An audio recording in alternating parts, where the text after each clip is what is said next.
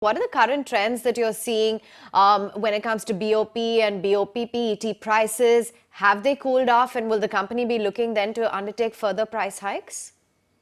Uh, this quarter, yes, we've seen some softening of the prices on the both BOPP and the PAT.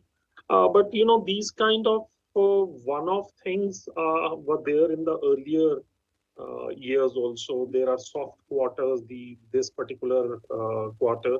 But overall the demand aspect is looking good, and the price corrections have also been accelerated by the fall in the raw material prices as well, both for the polymers as well as for the PET. And that's behaving in the direction of crude, the way we've seen from February highs to now this has come down quite a bit. Yes, there's been a bit softening, but that's all part of the game. And on an overall year basis, you'll be still fine with the demand aspects and the margins also.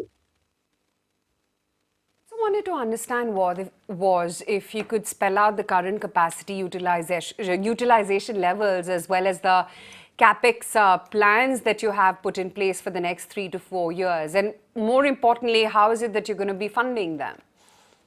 So capacity utilization, the three key segments, the packaging films. So that remains for the overall packaging films group at close to about 100%, almost at 100%. There are plants which are doing 115, 120%, and there are plants which are doing about 70%, like in Nigeria. But still, on an overall basis, we are at 100%. Aseptic packaging, as I told earlier, also this quarter we achieved 91%, even considering the enhanced capacity, which came into being in the first quarter.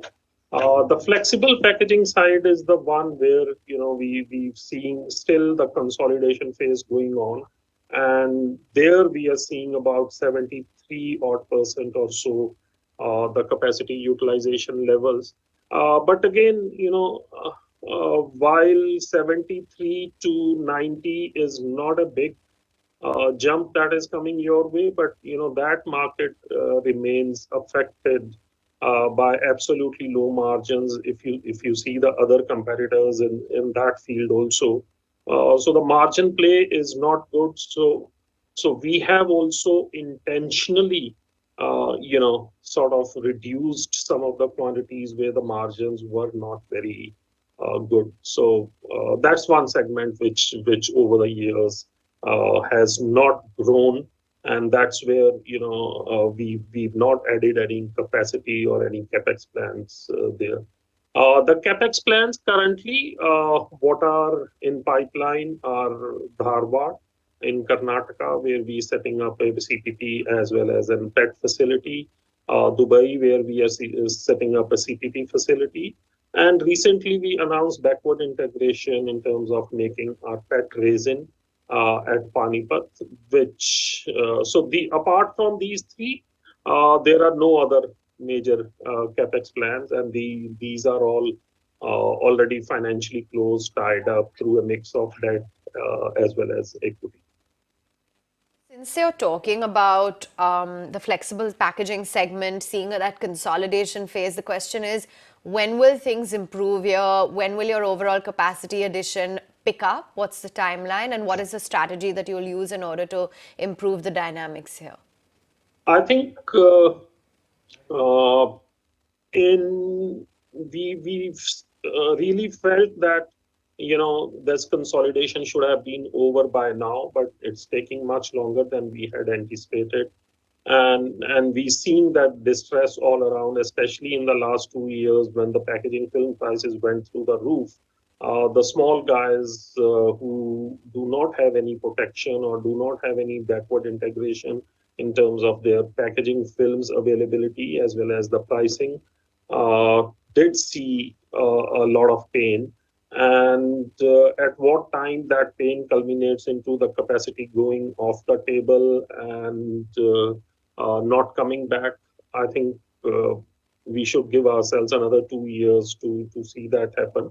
The demand is growing at about, in India, when I say demand reflection in terms of the packaging films, which effectively goes into then the flexible packaging, is between 8 to 10%. So that numbers remain solid. It's only that, because of a huge excess capacity in the flexible packaging segment, we nobody across the large players across the industry are able to see a margin correction, and that still eludes the industry. Let's see over the next 2 years how the things pan out.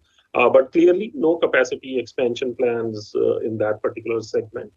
The capacity expansion plans will only happen in those segments which are generating, which are close to a much higher capacity utilization levels, as well as the margin contribution is the high, and that's where the capital allocation should be, and that's what will be our endeavor also.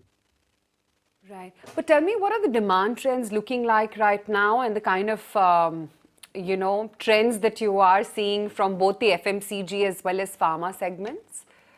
So, if you talk about short term, yes, there has been pain points in the last 2 quarters, driven largely by the inflationary pressures.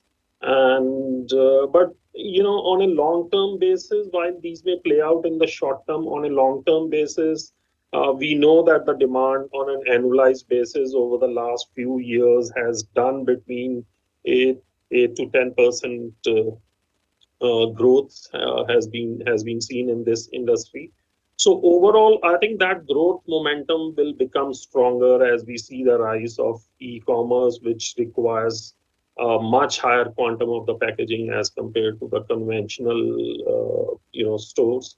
So I think demand momentum, barring some of the specific periods like we saw higher inflationary pressures, will continue to remain. And India being still an underdeveloped market vis-a-vis when we talk about the consumption of the flexible packaging, I think we upbeat on the sector for the next 5 to 10 years perspective. The developed markets continue to see also have inflationary pressures as of now, as we are seeing, and the demand there also right now is bit weak.